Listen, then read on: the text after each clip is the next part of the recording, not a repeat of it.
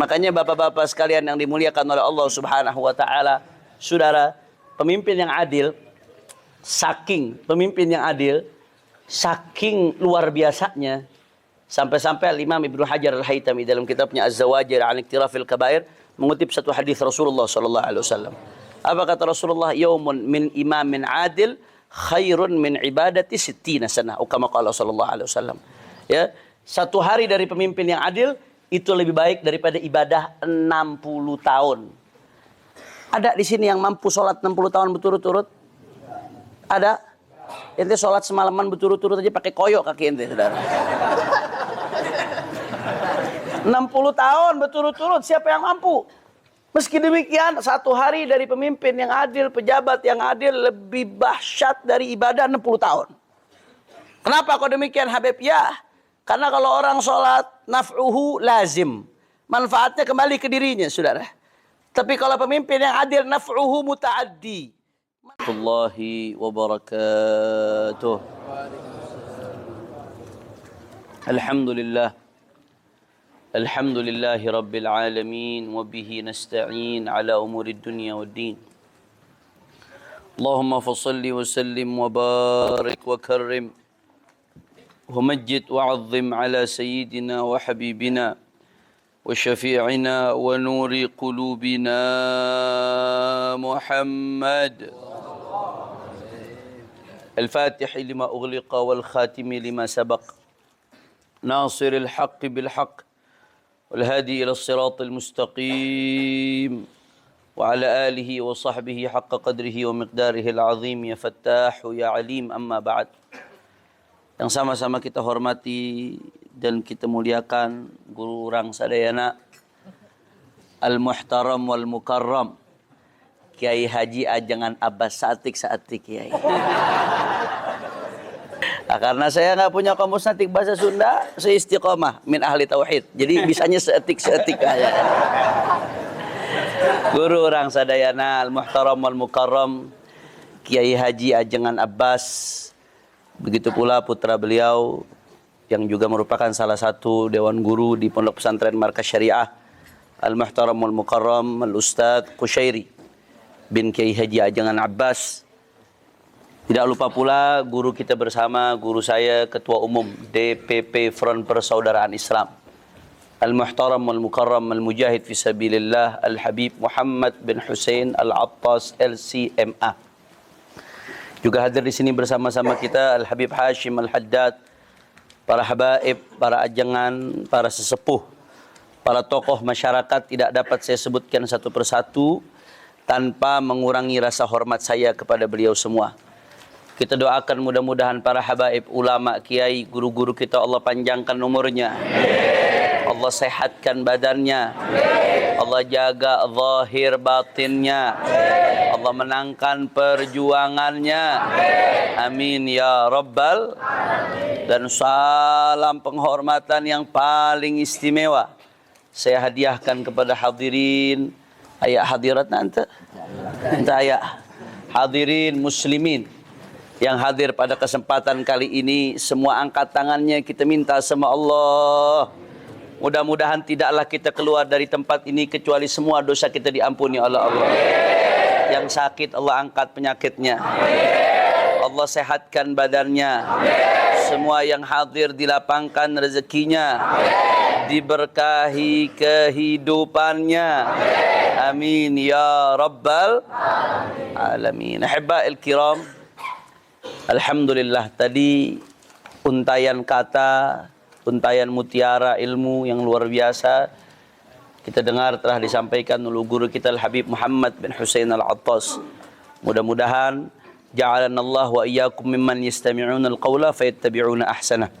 Mudah-mudahan kita mendapatkan ilmu yang bermanfaat dari apa yang beliau sampaikan. Pada kesempatan kali ini Al-Faqir hanya ingin sedikit ngaji apa yang disampaikan oleh Al-Imam Qutbil Irsyad wa Ghawthul Ibad wal Bilad Al-Habib Abdullah bin Alawi bin Muhammad Al-Haddad radhiyallahu anhu, pengarang Ratibul Haddad, pengarang kitab An-Nasaihud Diniyah. Di dalam satu kitabnya yang sudah agak jarang dibaca kitab ini, saudara, Al-Fusul Al-Ilmiyah wal Usul Al-Hikamiyah. Salah satu kitab Imam Al-Haddad yang jarang disebut dan jarang dibaca oleh orang. Di situ ada satu pembahasan yang penting. Kata Imam Al-Haddad, rijalul alam arba'ah wa ala salahihim wa istiqamatihim yaduru salahuhu wa istiqamatuh. Saya terjemahkan dengan bahasa kontekstual. Banyak orang yang bicara soal perbaikan. Tapi kaum materialisme atau kaum madiyah hanya bicara soal perbaikan dari segi materi. Ada yang bicara perbaikan hanya dari segi infrastruktur. Ada yang kalau bicara perbaikan hanya bicara soal ekonomi dan lain sebagainya. Padahal kata Imam Al-Haddad, kalau mau dunia ini semakin baik, kalau mau negara dan bangsa semakin baik, maka harus ada 4 golongan, saudara. Rijalul alam arba'ah, kalau 4 golongan ini ada, maka negeri akan semakin baik. Semakin banyak jumlah mereka, semakin baik kita punya negeri, saudara. Tapi sebaliknya, kalau yang banyak justru kebalikan dari 4 golongan ini, keadaan negeri, keadaan bangsa, negara, bahkan dunia akan semakin rusak. Na'udzubillah min dalik. Apa saja 4 golongan ini? Yang pertama, abidun, mustaqimun, zahidun, mutajarridun, dzu ma'rifatin billah kamilatin, wa basiratin nafidah. Golongan yang pertama yang bisa menyebabkan bangsa kita makin baik, negeri kita makin baik, adalah abid, ahli ibadah. Yang mustaqim, yang betul-betul istiqamah. Yang zahid, yang memiliki sifat zuhud, mutajarrid, fokus dalam ibadahnya. Dzu ma'rifatin billah, yang betul-betul mengenal Allah Subhanahu wa taala, wa basiratin nafidah, dan punya mata hati yang tajam. Masya Allah, saudara. Kelompok seperti ini yang diisyaratkan oleh sebagian aulia, walau lahumu bainal anami ladukdikat jibalun wa ardun lirtikabil khati'ati. Tanpa keberadaan mereka, orang-orang yang ma'rifah billah, ahli ibadah, yang betul-betul mutajarrid dalam ibadahnya, saudara, fokus dalam ibadahnya. Tanpa keberadaan mereka, ya ikhwan, maka niscaya gunung-gunung akan digoncangkan oleh Allah saking banyaknya dosa-dosa manusia. Akan tetapi Allah Subhanahu wa taala berikan kita anugerah keberadaan mereka di tengah-tengah manusia, yang ketika datang malam hari, kata Imam Al-Haddad, qaumun idza arkha adh-dhalamu suturahu lam tulfihim rahnal wata wal madja'i bal talqahum umudal maharibi qawaman lillahi akrim bis sujudil ruk'i yatluna ayatil qur'ani tadabburan fi wala kal ghafilil mutawazzi'i thabatu ala qadamir rasuli wa sahbihi wat tabi'ina lahum fasal wa tatabba'i wa madaw ala qasdis sabili ila al ula qadaman ala qadamin bijiddin auza'i. Sallu ala Rasulillah. Saudara, orang-orang yang begitu datang malam hari, mereka nggak tidur. Mereka sujud kepada Allah Subhanahu wa taala. Mereka betul-betul munajat, beristighfar, mohon ampun untuk dirinya, untuk muslimin dan muslimat. Meminta kepada Allah agar keadaan dunia ini diperbaiki, saudara. Terus menangisi dosa-dosanya, menangisi keadaan umat. Allah merahmati umat karena keberadaan mereka, saudara. Ibadallah, semakin banyak kelompok yang seperti ini, semakin cepat datangnya kemenangan dari Allah Subhanahu. Makanya saya jadi teringat ada kejadian di zaman salah satu khalifah. Ketika itu dikirimlah pasukan untuk invasi militer, saat itu ada perang. Ketika dikirim pasukan, pasukannya kuat di atas angin, tapi anehnya nggak menang-menang, saudara. Kemenangan tak kunjung datang. Timbul tanda tanya, ini kenapa kok nggak datang-datang kemenangan? Harusnya secara hitung-hitungan ini pasukan menang. Tapi kenapa kok kemenangan nggak kunjung datang? Akhirnya apa yang terjadi? Itu khalifah, saudara. Khalifah itu melakukan sidak. Sidaknya bukan siang hari, Sidaknya bukan sore hari. Sidaknya di sepertiga malam terakhir, saudara. Dia sidak ke kem-kem itu pasukan. Dilihat setiap kem yang ada di pasukan tersebut. Dia lihat, kem ini, kem A, pasukan sedang tahajud, tentara-tentaranya. Dia lihat kem berikutnya, kem B, pasukan sedang tahajud, tentara-tentara. Dilihat lagi kem berikutnya, terus kemah-kemah pasukan, mereka sedang tahajud semua pasukan-pasukan. Siangnya perang, malamnya mereka tahajud beribadah kepada Allah Subhanahu wa taala. Sampai kepada satu kemah didapatkan ketika kemah-kemah yang lain tahajud, kemah tersebut tidak tahajud, lelap dalam tidurnya, saudara. Khalifah begitu lihat kemah tersebut, Masya Allah, pantas kemenangan dari Allah Subhanahu wa taala tertunda. Ternyata ada pasukan-pasukan mujahid yang di malam harinya tidak beribadah kepada Allah. Ini bukan bicara ketinggalan subuh, bukan. Ini ketinggalan tahajud. Ketinggalan tahajud menjadi penyebab tertundanya kemenangan dari Allah. Fama balak biman yatrukus salah, fama balak biman yazni. Apalagi kalau main judi online, saudara. Betul atau tidak? Betul atau tidak? Akhirnya khalifah mengoreksi, dibangunkan untuk tahajud, dikontrol. Setelah itu, saudara, begitu camp tersebut mulai tahajud, gak lama kemudian datang kemenangan dari Allah Subhanahu wa taala. Saudara, kelompok-kelompok yang ahli ibadah seperti ini, yang ahli mujahadah, ahli tariqah, saudara, mereka penyebab datangnya kemenangan dari Allah Subhanahu wa taala. Bihim nunsar, dengan keberkahan mereka kita mendapatkan kemenangan dari Allah. Makanya ini jadi peringatan buat kita. Semangat dalam perjuangan bagus, semangat dalam perjuangan harus kita teriakkan Allahu Akbar di dalam perjuangan kita untuk menanamkan yang maha besar adalah Allah, yang lainnya kecil, saudara. Tapi jangan sampai hanya modal semangat saja berjuang, tapi maksiatnya jalan terus, saudara. Teriak takbirnya kencang, Allahu Akbar, tapi subuh kagak bangun. Eta namina gelo. Betul atau tidak? Betul atau tidak? Betul atau tidak? Semangat teriak dalam berjuang, akan tetapi masih pacaran. Semangat berjuang, akan tetapi masih pinjaman online, saudara. Kacau tidak? Kacau tidak? Ini yang menyebab tertundanya kemenangan dari Allah. Kata Imam Ibn Athaillah Sakandari, sebagaimana, saudara, yang namanya ta'at itu menyebabkan datangnya keberuntungan, maka sebaliknya kemaksiatan menyebabkan datangnya kesialan. Na'udzubillah, men. Maka kalau kita mau dapat kemenangan dari Allah, mari kita istiqamah, jalankan perintah Allah, jauhi larangan Allah, jadilah abid mustaqim, hamba Allah yang betul-betul istiqamah mencari ridha Allah Subhanahu. Ini yang pertama, sadayana parantos ngartos. Alhamdulillah. Kemudian yang kedua, saudara, yang gak kalah pentingnya yang kedua, perhatikan baik-baik, kita fokus. Yang kedua yang tidak kalah pentingnya, ikhwan. Apa kelompok yang kedua? Semakin banyak mereka, keadaan umat akan semakin baik. Kata Imam Al-Haddad, alimun bisyar'i. Halo. Lanjut jangan. Takbir.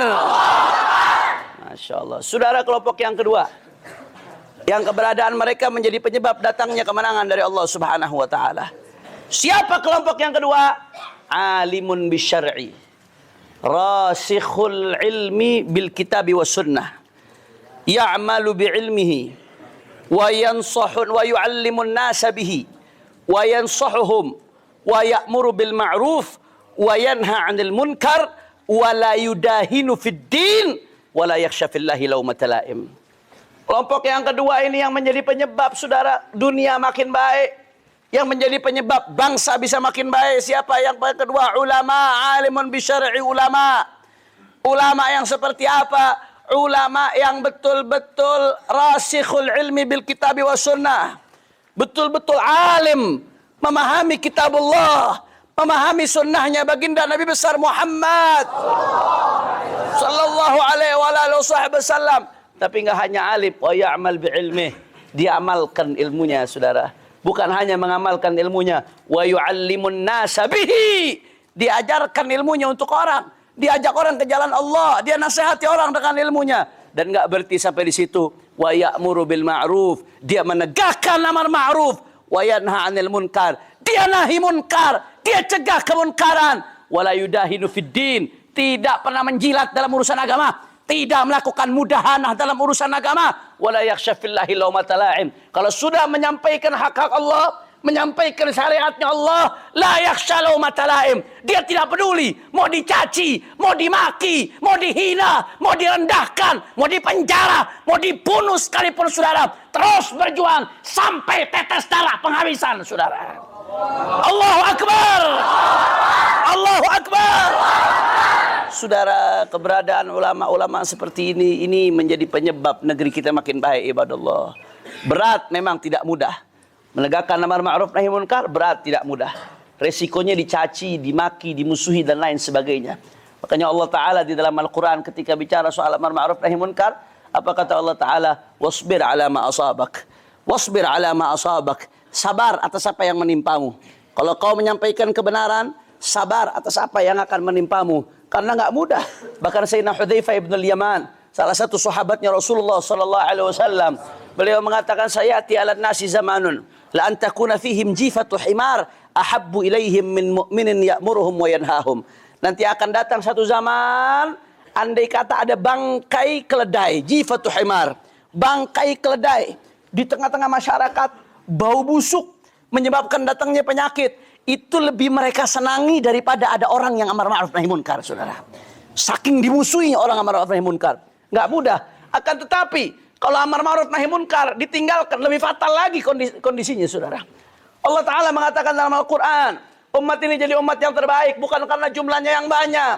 Umat ini jadi umat yang terbaik bukan karena kekayaan alamnya yang melimpah. Kuntum khaira ummatin ukhrijat linnas ta'muruna bil ma'ruf wa tanhauna 'anil munkar wa tu'minuna billah. Kalian jadi umat terbaik karena menegakkan amar ma'ruf nahi munkar. Makanya sebagian ulama tafsir mengatakan khairiyatu hadhil ummah masyrutatun bihadza syarat. Kebaikan umat ini predikat umat terbaik. Khairiyah itu predikat umat terbaik. Masyrutatun bihadza syarat. Disyaratkan bergantung dengan syarat ini. Arti umat ini jadi umat terbaik karena amar ma'ruf nahi munkar. Selama masih amar ma'ruf nahi munkar, predikat umat terbaik masih nempel di umat ini, saudara. Tapi kalau kemaksiatan dibiarkan merajalela, kemunkaran dibiarkan di mana-mana, saudara, semuanya diam, bungkam, maka predikat umat terbaik bagi umat ini dipertanyakan ketika itu, saudara.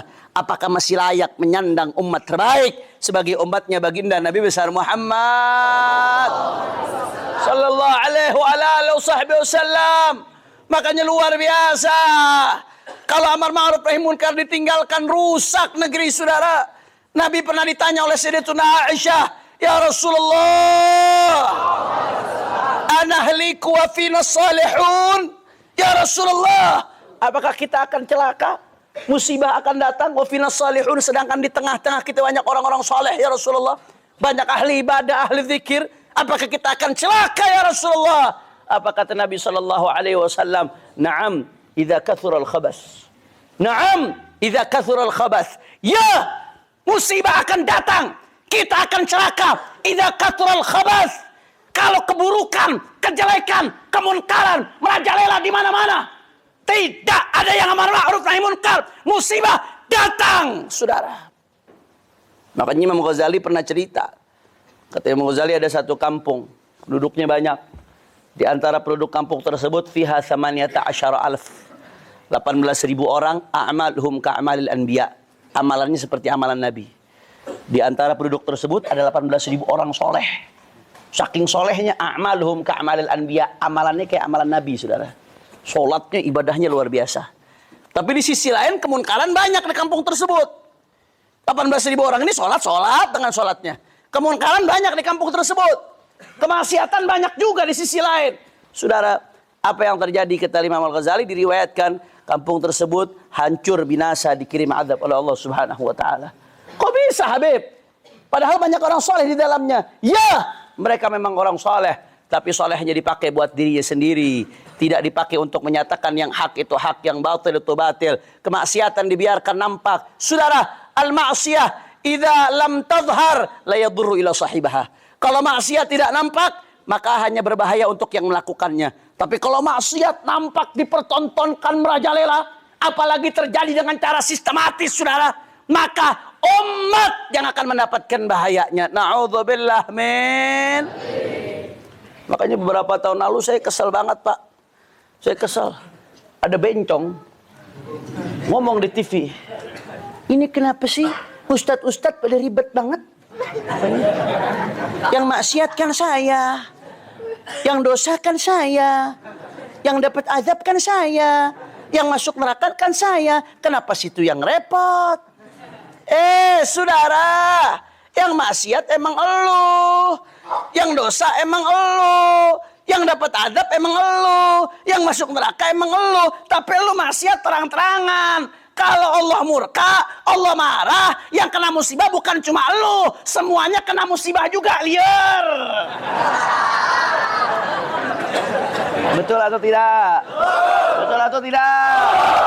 Masya Allah, makanya keberadaan ulama-ulama yang lurus, yang istiqamah, yang alim, bukan sekedar viral, yang betul-betul alim. Sekarang kadang-kadang orang maunya dengerin yang viral, bukan yang alim, saudara. Kalaupun viral, kalau bodoh tetap bodoh, saudara. Nggak ada urusan. Ulama yang betul-betul alim, yang ahlus sunnah wal jamaah, keberadaan mereka yang menegakkan amar ma'ruf nahi munkar, ini menjadi penyebab negeri makin baik. Semakin banyak orang-orang seperti mereka, semakin baik negeri kita, saudara. Tapi semakin banyak kebalikannya, na'udzubillah min dalik, semakin hancur negeri dan dunia. Na'udzubillah min. Makanya saya mau tanya, jawab yang kompak. Siap ikut ulama yang istiqamah? Siap berada di barisan ulama yang istiqamah? Siap berjuang bersama mereka? Siap menegakkan amar ma'ruf nahi munkar? Semua angkat tangannya, takbir! Takbir! Takbir! Sallu ala nabi. Minum dulu sebentar. Jam sabaraha itu? 11:30. Lanjut jangan. Kata Ustadz Kusairi biasanya jam 11 di sini udah selesai. Lanjut. Nggak ikhlas jawabnya. Lanjut. Masih semangat. Yakin. Betul. Allahumma sholli ala Muhammad. Yang ketiga, saudara. Siapa kelompok yang ketiga yang keberadaan mereka akan membawa perbaikan di tengah-tengah umat? Kelompok yang ketiga adalah al-ghaniyus saleh. Al-ghaniyus saleh. Orang kaya yang soleh. Yang dia mengambil yang mengumpulkan harta dari cara yang halal. Yang hartanya diinfakkan fi wujuhil khairat, dalam jalan kebaikan. Ini luar biasa, saudara. Saudara, yang namanya harta itu jifah, ibarat bangkai. Dunia itu ibarat bangkai, saudara. Cuma orang gila yang mau berebut bangkai. Ad-dunya mal'unatun, kata Rasulullah SAW. Dunia itu terlaknat, saudara. Akan tetapi ketika dunia, harta berada di tangannya orang soleh, maka kata Nabi Muhammad, ni'mal malu salih lirrajulis salih. Kata Rasulullah SAW, sebaik-baiknya harta yang baik yang berada di tangannya orang baik, yang ada di tangannya orang soleh. Luar biasa. Kalau orang kaya sudah soleh, saudara, Masya Allah. Orang fakirnya dibantu, orang miskinnya dibantu, pesantrennya dibantu, majelis taklimnya dibantu, masjidnya dibantu, anak-anak yatimnya dibantu, tulabul ilm, santri-santri dibantu dalam menuntut ilmu, dan seterusnya, dan seterusnya. Orang kaya kalau soleh, kekayaannya akan digunakan untuk mengangkat maqam indallah, mendapatkan ridha dari Allah Subhanahu. Tapi sebaliknya, kata Imam Al-Haddad, di antara yang menyebabkan kerusakan di atas muka bumi, Anda tahu siapa? Al-ghaniyudz zalim. Orang kaya yang zalim, saudara. Yang mengumpulkan hartanya dari jalan yang haram. Karena biasanya harta kalau udah diambil dari jalan yang haram, ujung-ujungnya dipakai buat yang haram, saudara. Kalau kata bahasanya Imam Besar, bahasa Betawi ya, itu orang kalau udah duit haram, biasanya duit setan lari ke iblis, saudara. Ya, harta kalau diambil dari yang haram, biasanya dipakainya ujung-ujungnya pakai yang haram. Kalau ente mau tahu, seberapa halal harta itu, lihat penggunaannya untuk apa. Ulama menyebutkan itu, saudara. Lihat penggunaannya untuk apa. Harta yang dikumpulkan dari yang haram dipakainya buat hal-hal yang buruk. Allah al-ghaniyul zalim, orang kaya kalau sudah zalim bahaya. Kalau orang miskin zalim, dia nggak bisa ngapa-ngapain. Udah miskin zalim lagi, saudara. Tapi kalau orang kaya udah zalim, kiainya bisa dibeli, habibnya bisa dibeli, pejabatnya bisa dibeli. Betul atau tidak? Betul atau tidak? Bahaya, saudara. Hukum bisa dipermainkan. Seperti sekarang terjadi di berbagai belahan dunia. Apa yang disebut dengan oligarki. Apa itu arti oligarki? Ini bukan di Indonesia, di berbagai negara oligarki. Di berbagai negara, oligarki itu sekelompok orang kaya yang kekayaannya nggak ngotak, saudara. Kekayaannya luar biasa. Sekelompok orang tapi nguasai negara. Jangan kekayaannya. Pejabat dibeli, politik bisa diatur, hukum bisa diatur, dan lain sebagainya. Saudara, betapa besar kerusakannya. Ulama bisa ngerubah hukum gara-gara uang haram seperti ini, saudara. Dari orang-orang kaya yang zalim. Politikus bisa berbuat zalim gara-gara uangnya orang-orang kaya yang zalim, saudara. Mudah-mudahan kita doakan orang-orang kaya yang soleh panjang umur, sehat walafiat, dalam ketaatan kepada Allah. Amin ya rabbal. Sadayana korantos ngartos. Alhamdulillah. Yang keempat. Yang keberapa? Yang keempat. Ini yang dampaknya paling luar biasa, saudara. Kalau mau negeri makin baik, dunia makin baik, dan seterusnya makin baik, kata Imam Al-Haddad, maka yang keempat harus ada imamun adilun munsifun hasanus sirah salihus sarirah mustaqimus siyasah. Sallu ala Rasulillah. Sallu ala Rasulillah. Imamun adilun, pemimpin yang adil. Munsifun, betul-betul ada di tengah-tengah, objektif, nggak berat sebelah. Hasanus sirah, track recordnya bagus. Salihus sarirah, kepribadiannya bagus. Mustaqimus siyasah, lurus di dalam mengatur negerinya, saudara. Makanya Bapak Ibu sekalian, ibu-ibu nggak ada ibu-ibu. Bapak Ibu sekalian. Makanya Bapak-bapak sekalian yang dimuliakan oleh Allah Subhanahu wa taala, saudara, pemimpin yang adil, saking luar biasanya, sampai-sampai Imam Ibnu Hajar Al-Haytami dalam kitabnya Az-Zawajir 'an Iktirafil Kabair mengutip satu hadis Rasulullah sallallahu alaihi wasallam. Apa kata Rasulullah? Yaumun min imamin adil khairun min ibadati sittina sanah. Kama qala sallallahu alaihi wasallam. Ya, satu hari dari pemimpin yang adil itu lebih baik daripada ibadah 60 tahun. Ada di sini yang mampu sholat 60 tahun berturut-turut? Ada? Ente sholat semalaman berturut-turut aja pakai koyok kaki ente, saudara.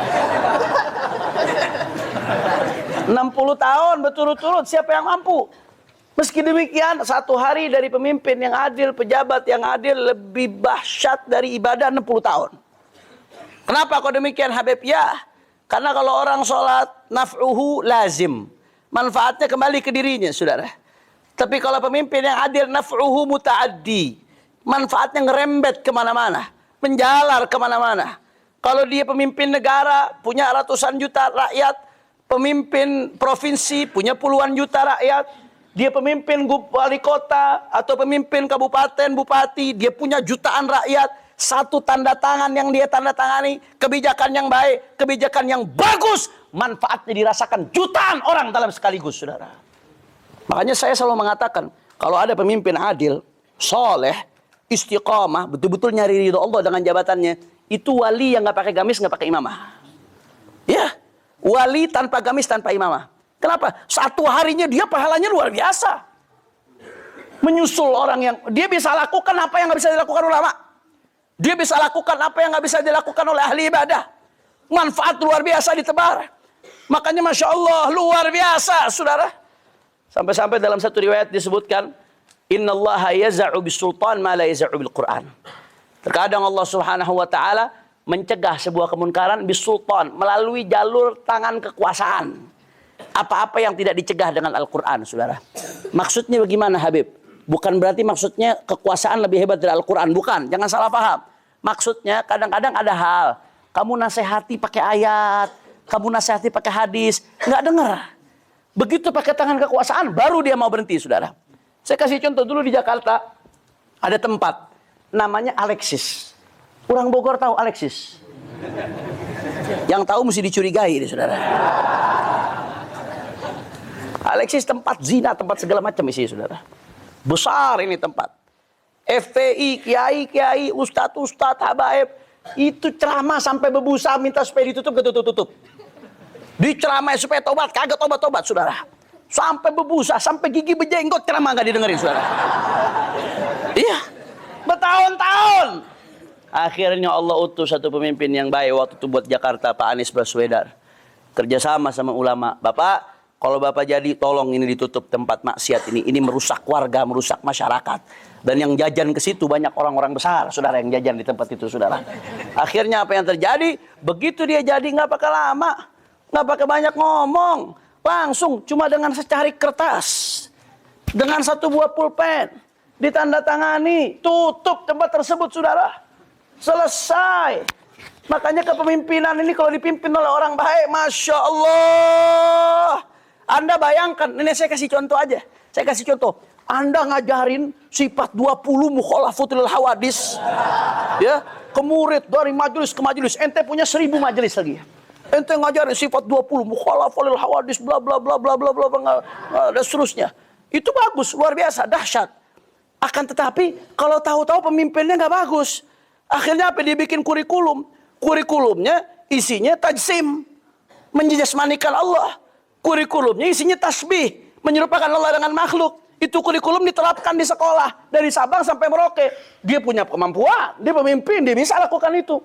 Ente ceramah setengah mati kalah sama satu tanda tangan, saudara. Nggak main-main ini, saudara. Makanya wajib, saudara. Habib, bagaimana caranya kita dapat pemimpin baik?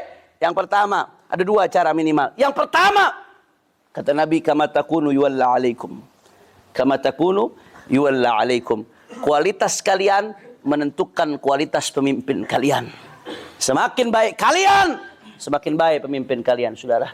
Tapi kalau kalian yang nggak mau memperbaiki diri, masih maksiat, masih meninggalkan sholat, masih terus melakukan munkarat, anak-anak perempuannya masih nggak nutup aurat, jalan seenaknya dengan laki-laki yang nggak mahram.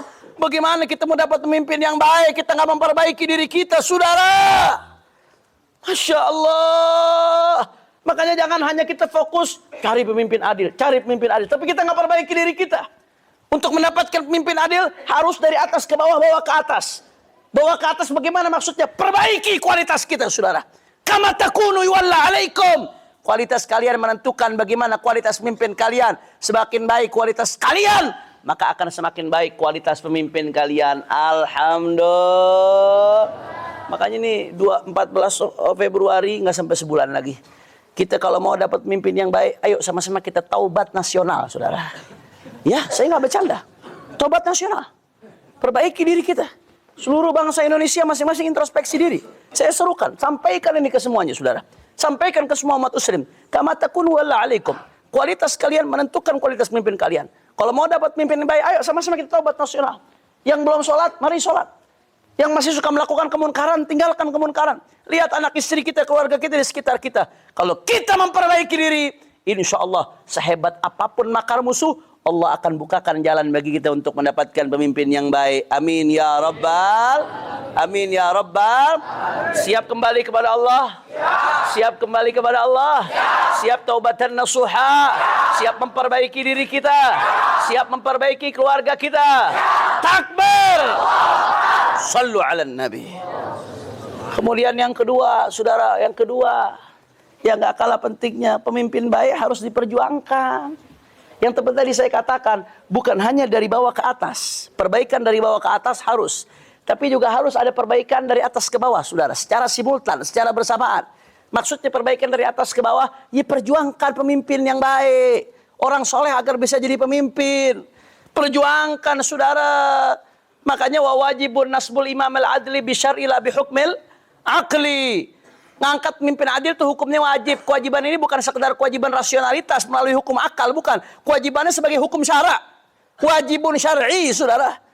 Kenapa? Karena pengaruhnya pemimpin baik itu luar biasa. Fardu kifayah Anda hukumnya ngangkat pemimpin adil, saudara. Maka wajib Anda perjuangkan, Bapak Ibu sekalian yang dimuliakan oleh Allah Subhanahu wa Ta'ala. Diperjuangkan. Bagaimana caranya orang-orang baik yang naik. Maka jangan sampai di antara kita milih pemimpin gara-gara faktor fanatisme kelompok. Udah tahu fasik, tapi gara-gara satu kelompok dengannya tetap dipilih. Hati-hati, saudara. Anda bertanggung jawab di hadapan Allah. Jangan sampai di antara kita milih pemimpin gara-gara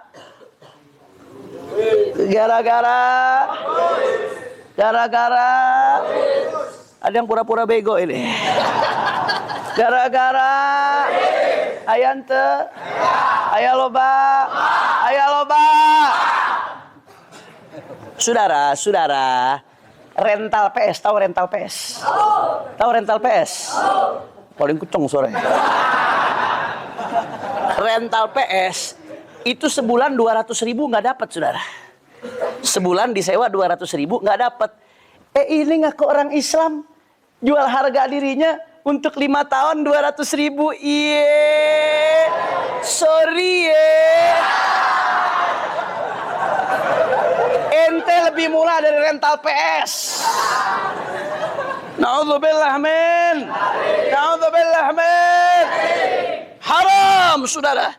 Di dalam hadis Sahihul Bukhari, Rasulullah sallallahu alaihi wasallam pernah mengatakan, "Salasun la yukallimuhumullah wa la yuzakkihim wa lahum adzabun alim." Kata Nabi Muhammad, ada 3 golongan yang mereka tidak akan diajak bicara oleh Allah di hari kiamat, enggak dipandang dengan pandangan rahmatnya.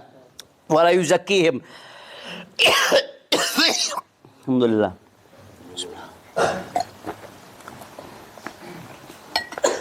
Wala yuzakkihim, dan mereka tidak akan mendapatkan pensucian dari dosa. Walahum adzabun alim, dan mereka mendapatkan azab yang pedih. Ada 3 kelompok kata Nabi. Siapa 3 kelompok tersebut? Satu di antaranya mahallu syahid, rajulun baya'a imaman lam yubayi'hu illa lidunya. Fa in a'tahu ma yurid waffalahu wa illa falah. Kama qala sallallahu alaihi wasallam. Kata Nabi sallallahu alaihi wasallam, ada di antara 3 golongan yang akan mendapatkan azab yang pedih. Siapa? Rajulun, seseorang baya'a imaman, yang membaiat imam. Ini baiat bahasa syariat, saudara. Kalau sekarang kita menganggap Indonesia menurut hasil bahsul masail sah sebagai sebuah negara dalam pandangan syariat, maka otomatis pengangkatan pemimpinnya sah. Pengangkatan pemimpin itu berarti melalui cara baiat. Sekarang bagaimana kita ngangkat pemimpin? Lewat nyoblos. Itu takyif fikihnya panjang. Kalau saya mau bahas akhirnya jadi ngaji fikih nanti, saudara. Takyif fikihnya panjang itu, saudara. Tapi intinya kalau kita anggap sebagai sebuah negara ini sah secara syariat, dan memang sah secara syariat, saudara, maka otomatis ada proses baiatnya. Proses baiatnya apa? Walaupun nggak sempurna, maka darurat. Proses baiatnya nyoblos, saudara. Maka kata Nabi SAW, orang yang baiat imam, dia baiat imam lam yubayihu illa lidunya. Tidaklah membaiat imamnya, memilih imamnya kecuali karena urusan wanipiro. Fa in atahu ma yurid, kalau dikasih apa yang dia pengen, wafalahu. Tapi kalau nggak dikasih, lam yuwaffilahu. Masya Allah, saudara, ini peringatan dari Nabi Muhammad. Bahkan Nabi mengatakan ar-rashi wal murtashi finnar, kata Nabi Muhammad. Orang yang nyogok dan yang disogok dua-duanya di neraka. Di neraka, saudara. Kenapa sampai seperti itu, Habib? Saudara, karena daya rusak politik uang. Money politik. Daya rusak politik uang. Bukan bahasa Sunda aja, bahasa Inggris juga bisa, saudara. Money politik. Politik uang. Ente tahu Inggris di mana? Tahu? Cipanas belok kanan, saudara. Saudara, dekat rumah Habib Hashim. Daya rusak politik uang itu luar biasa. Pemimpin yang naik dengan cara politik uang, ketika dia mau naik, dia sebar uang habis-habisan, sogok sana, sogok sini, pegang omongan saya. Begitu jadi, pasti korupsinya pasti dahsyat, saudara. Kenapa? Karena nggak ada orang mau ngeluarin duit balas, ngeluarin duit gratis. Dia pasti mikir bagaimana caranya balik modal. Makanya kalau yang kalah banyak yang masuk RSJ, rumah sakit jiwa, caleg-caleg kalah gila habis itu, saudara. Bingung udah ngeluarin duit nggak balik modal. Nah kalau orang main politik uang, modal besar gede, nyogok sana, nyogok sini, bayar sana, bayar sini, ngasih uang sana. Wah, itu begitu jadi, nyolongnya bakal lebih gede. Karena dia mikir balik modal bagaimana, belum mikir untungnya, saudara. Betul atau tidak? Betul atau tidak? Maka omong kosong, saya selalu mengatakan, omong kosong, bullshit. Omong kosong. Kalau bicara soal pemberantasan korupsi, tapi tidak memberantas money politik, saudara. Tidak berantas politik uang. Kenapa? Karena politik uang adalah akar daripada korupsi. Semakin banyak politik uang, semakin banyak korupsi. Karena beratnya kos, beratnya ongkos untuk naik ke sebuah jabatan akan memancing seseorang untuk bagaimana caranya balik modal ketika dia memimpin. Na'udzubillah min. Na'udzubillah min. Makanya hati-hati, saudara. Jangan sampai milih gara-gara uang diancam oleh Nabi Muhammad. Anda kalau ikut-ikutan terima sogokan-sogokan milih gara-gara uang, berarti Anda ikut andil ngerusak negara, saudara. Pegang baik-baik omongan saya. Anda ikut andil ngerusak negara. Ikut andil mendukung terjadinya korupsi, saudara. Masya Allah, tabarakallah. Dan jangan sampai juga kita nggak menggunakan hak pilih kita. Terlepas dari perdebatan urusan soal memilih, itu urusan belakangan. Masalahnya Anda ikut milih atau nggak ada yang nggak ikut milih, orang-orang yang bejat akan ikut milih. Orang-orang yang penjahat akan ikut milih.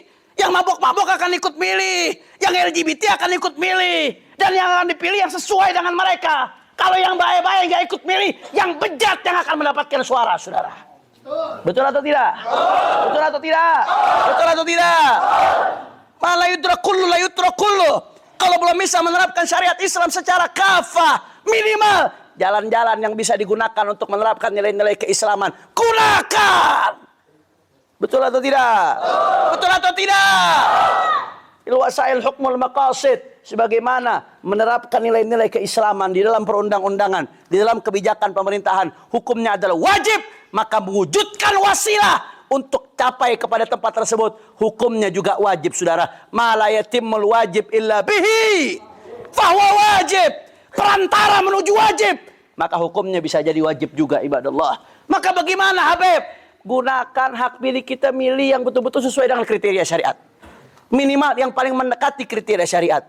Apa kriteria syariat? Disebutkan oleh para ulama. Al-Imam Mawardi menyebutkan dalam kitabnya Al-Ahkam Sultaniyah kriteria-kriteria calon al-Imamul A'zam, calon pemimpin. Al-Imam Haramain dalam kitabnya Ghiyathul Umam fi Tiyathidz Zulam, termasuk fan Al-Ahkam Sultan, termasuk fan siasat syariah, saudara. Beliau juga menyebutkan kriteria-kriteria. Ada banyak ulama yang menyebutkan. Kalau saya boleh ambil kesimpulan garis besar ya, saya bukan ngutip, kesimpulan garis besar dari syarat-syarat yang disebutkan oleh mereka para ulama, maka minimal kalau kita milih pemimpin ada 3 yang mesti dilihat. Ada berapa yang mesti dilihat? Ya. Ada 3 hal. Ada berapa? Ya. Ini santri catat baik-baik ini. Ini pakai seumur hidup. Apa 3 hal tersebut?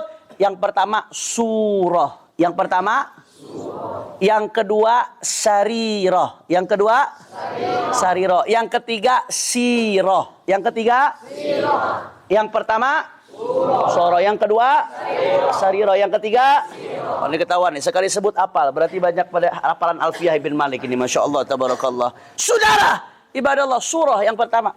Apa maksudnya surah, Beb? Apakah harus ganteng? Bukan. Surah itu maksudnya fisik.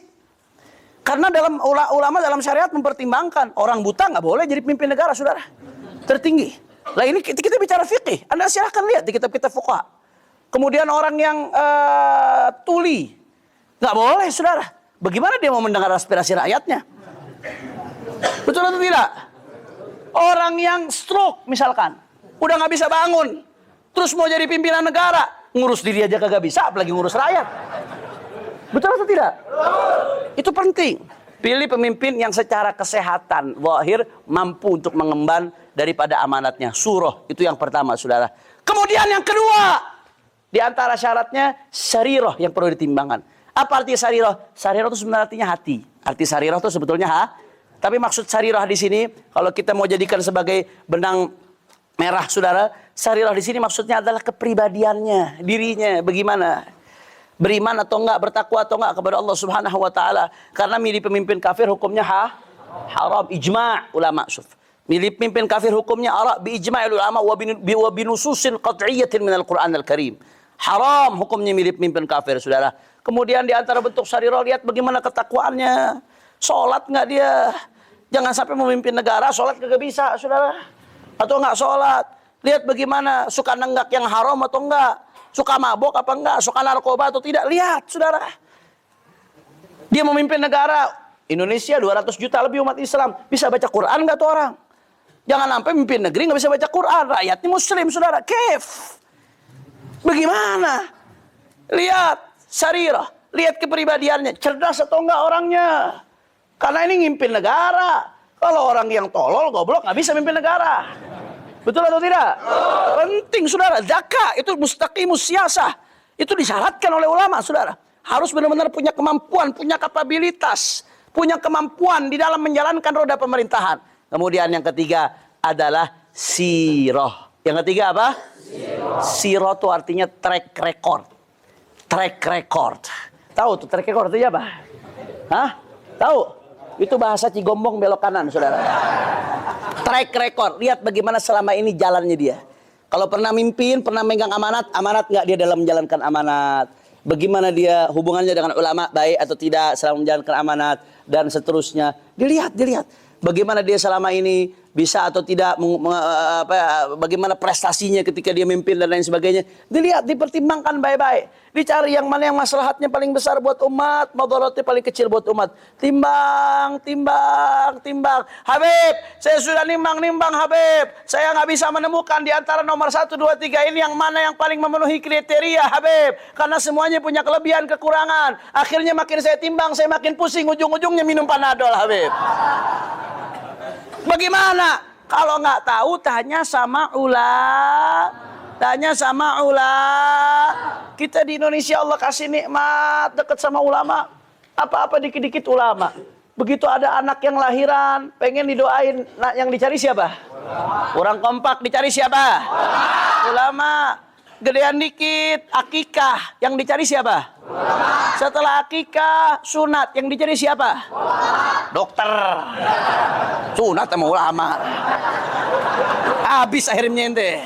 Ulama nggak bisa nyunatin, tapi minta doanya sama ulama. Setelah itu agak gedean dikit, mau mondok, minta doa, yang dicari ulama. Setelah itu saudara mondoknya di tempat ulama. Begitu lulus nikah mau minta doa, yang dicari ulama. Setelah nikah mau bikin rumah tasyakuran, yang dicari ulama. Tapi bangun rumahnya tukang dulu baru ulama.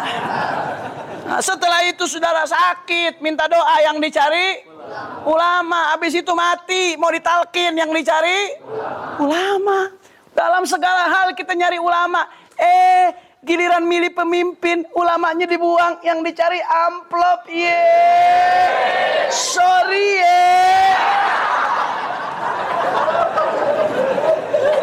Kacau ente.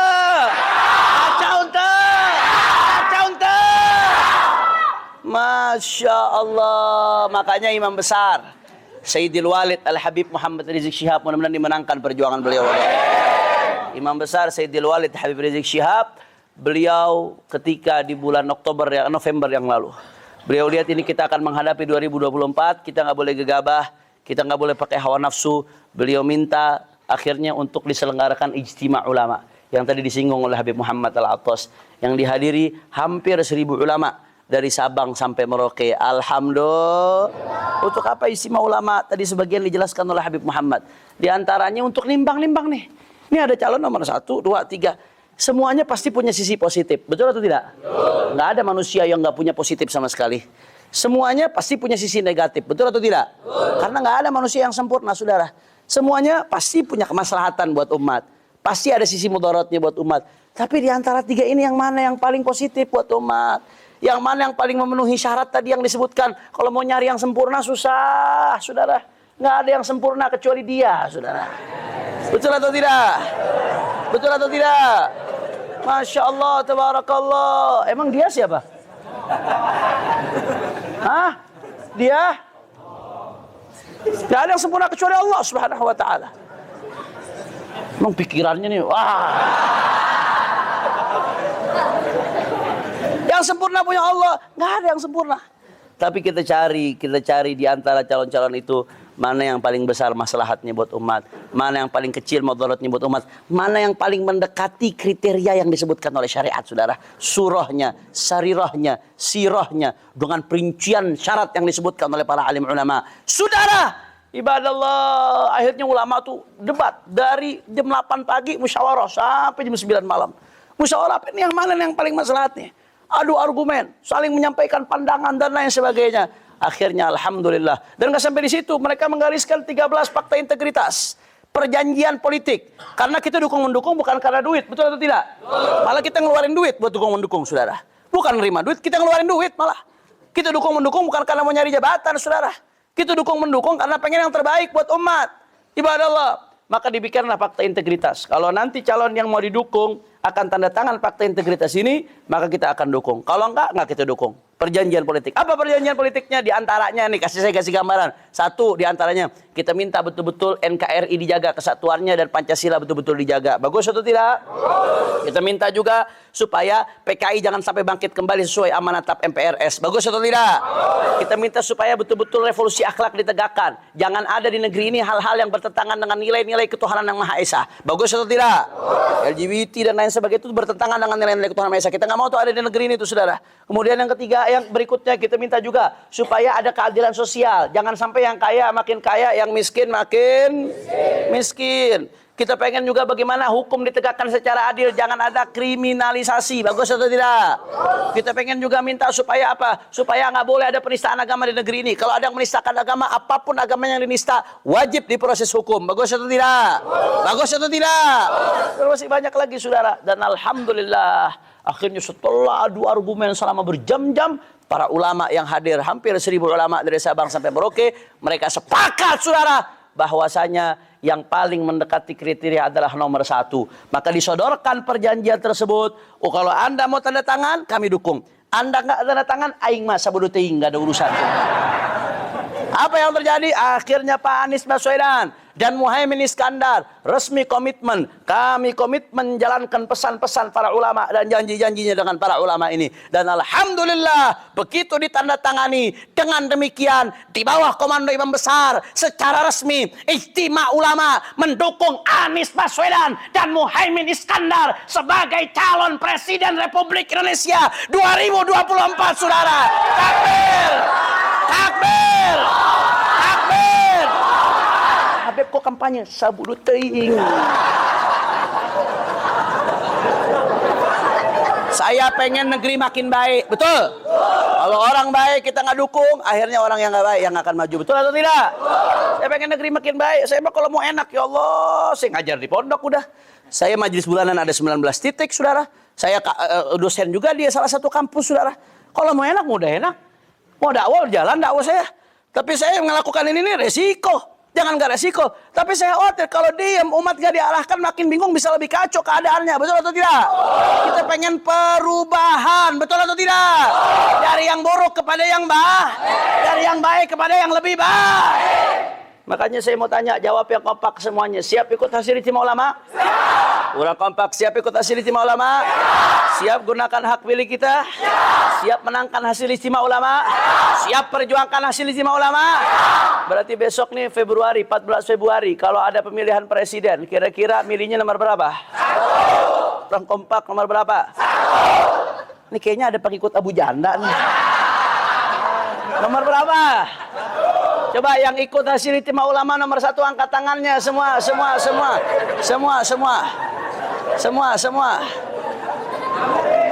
Coba yang milih nomor 2 angkat tangan, milih nomor 2. Enggak, 1 itu 1. Nomor 2, ente belum nyoblos masih kecil. Yang milih nomor 2, ayah nomor 2. Ayah. Yang milih nomor 3, ayah. Entah ayah. Yang milih nomor 1 ikut ijtima ulama, angkat tangannya. Takbir! Takbir! Takbir! Makanya saya mau baca pantun. Siap? Mau dengar nggak pantun? Mau dengar? Jawabnya bagaimana? Lemes pisan lah. Jawabnya bagaimana? Cakep. Jawabnya bagaimana? Jawabnya bagaimana? Coba saya tes dulu ya. Ustadz Kusyairi nikah lagi.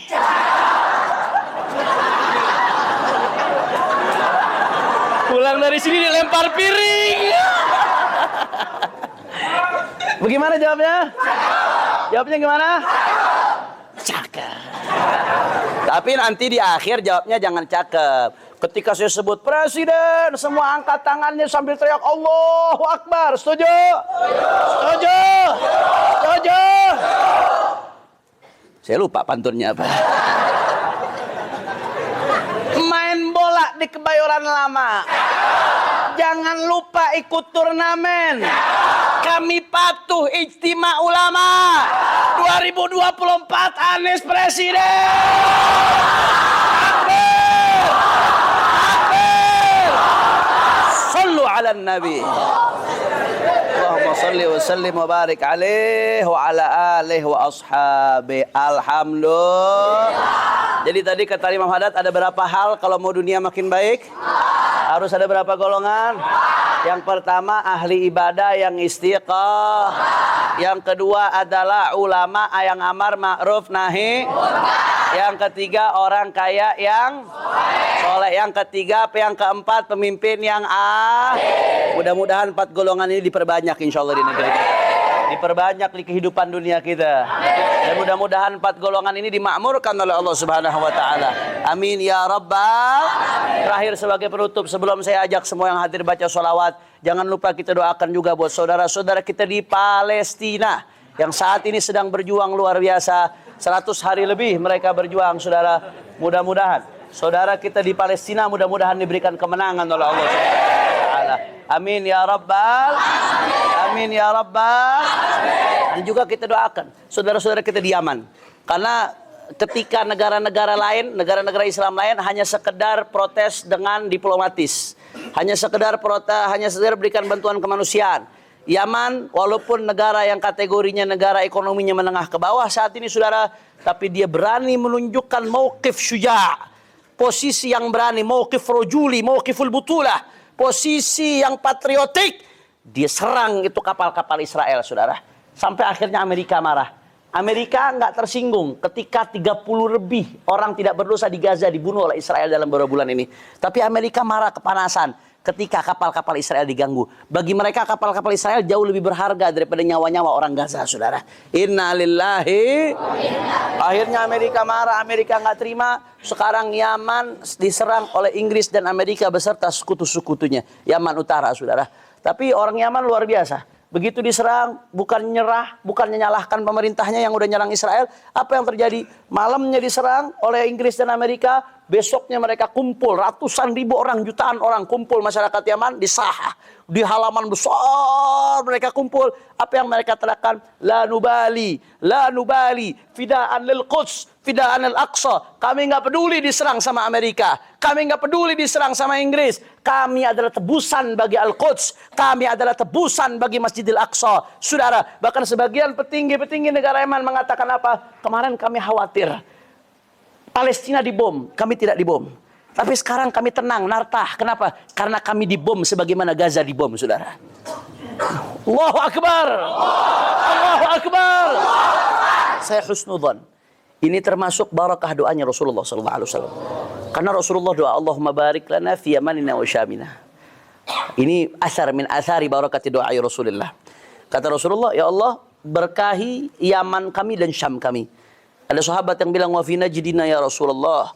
Rasulullah balik lagi, Allahumma barik lana fi yamanina wa syamina. Wa fi najdina ya Rasulullah, Allahumma barik lana fi yamanina wa syamina, kata Rasulullah. Wa fi najdina ya Rasulullah, apa kata Nabi? Minhu yatla' agarnu syaitan.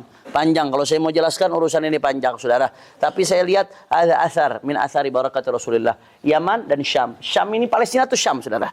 Palestina itu sekarang masuk kategori Syam yang dulu disebut oleh baginda Nabi besar Muhammad sallallahu alaihi wasallam. Mudah-mudahan insyaallah saudara-saudara kita di Palestina, di Yaman diberikan kemenangan oleh Allah Subhanahu wa taala.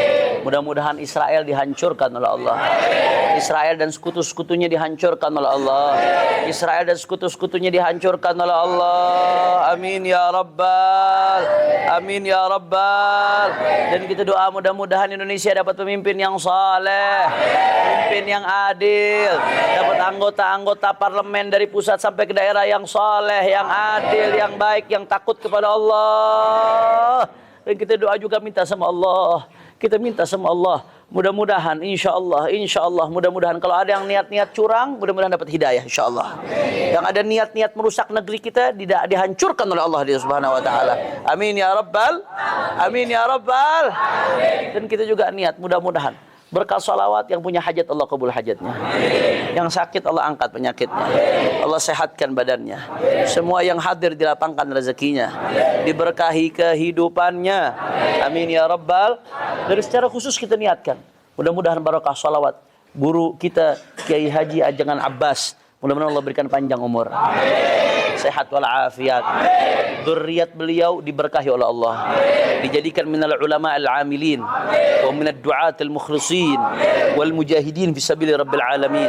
Dan mudah-mudahan santri-santri beliau makin diberkahi oleh Allah Subhanahu wa taala, jamaah-jamaah beliau makin diberkahi oleh Allah Subhanahu wa taala.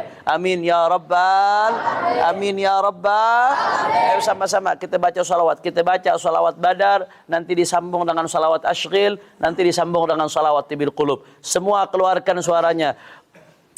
Semua keluarkan suaranya. Salatullah salam